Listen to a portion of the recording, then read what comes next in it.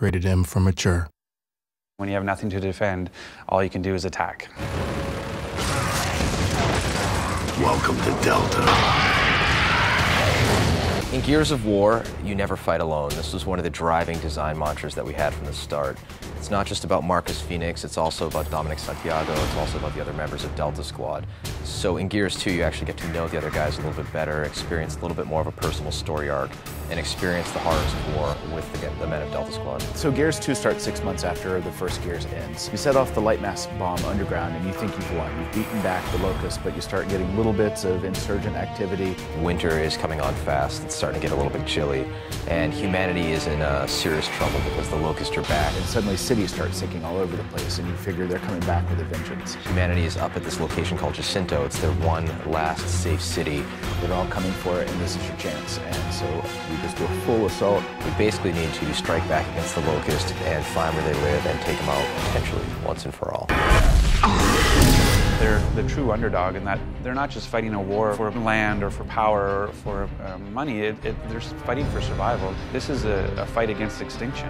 But when it really comes down to it, what the story we're telling is about Delta Squad. When we created the characters in Delta Squad, we kind of wanted to fill each different archetype for personality.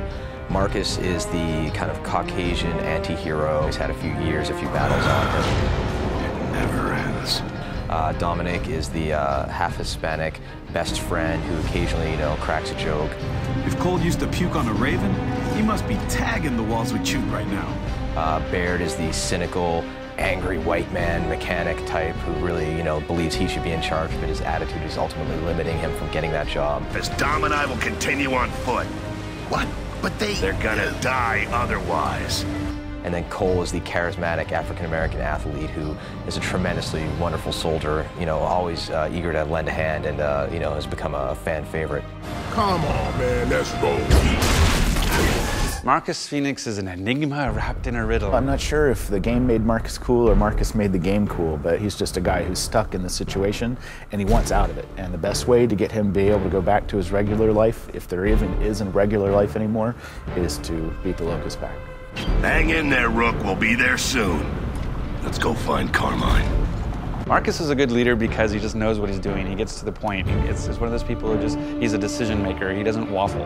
He's a guy who chose his family over his duty back in the day when he went out to help his father, Adam Phoenix. Dom looks up to Marcus, right? Baird's not a leader. He gets busted. He constantly gets promoted and gets busted down to private every single time for doing something stupid. And then, Gus love him to death, but he's not exactly the guy you want deciding where to go because it's always going to be into the middle of him, into the middle of him. One of the new Gears you get to meet in Gears 2 is Ty Caliso, who's a longtime friend of Marcus's. Yeah, they actually fought together in the Pendulum Wars. Ty, good to see you. We wanted to bring in a new, good, tough soldier, but we didn't want another over-the-top Gus or another taciturn Marcus. And, where do you go?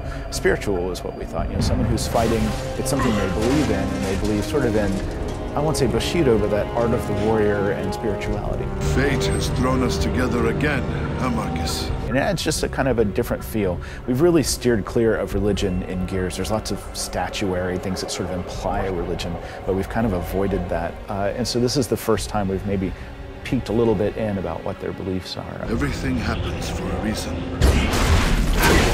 Wait a minute. This doesn't mean we gotta fight in your army now, does it? I didn't say that, but you're not staying here. The Stranded to us are people who have chosen to stay and not to get caught up in sort of the cog way. However, after years of that lifestyle, it would probably get pretty exhausting, and there's a certain percentage of Stranded that are okay signing up for the cog. Dizzy's one of those characters that made that trade-off, and he's driving a giant truck for you in Gears 2. Hold them off, boys! Get your asses down there! When you're making a game or a universe like Gears and you have your primary character of Marcus, you have to be very careful with how much personality you put on him because the player is projecting himself onto that guy. If Marcus was looking for his wife, the player would be like, wait, why do I care about this woman? With Dom, we're able to play with these emotions a little bit more. When we wrote Dom, Dom is the voice of the player. We didn't want, anytime the player would be saying, what the hell is that? Or why am I doing this? Whatever, Dom says that. He's able to call out, the pink elephant in the middle of the room. We wanted him to be more than just sort of the best friend sidekick. We want to understand, you know, what it is that motivates him and why is he in this war. I think we're taking a lot of risks with Dom. It's not just about killing Locust anymore. You ever seen this woman? Name's Maria. Pretty.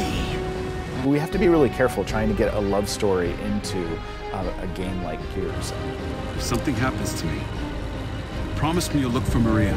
I really hope gamers aren't just going to skip through cinematics, but give it a second and watch it, because I think they're going to be impressed. And it's still cool. They're badass characters who just happen to, you know, be in love. That's cool.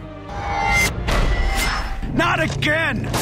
I've lost her again! Ah! Delta out.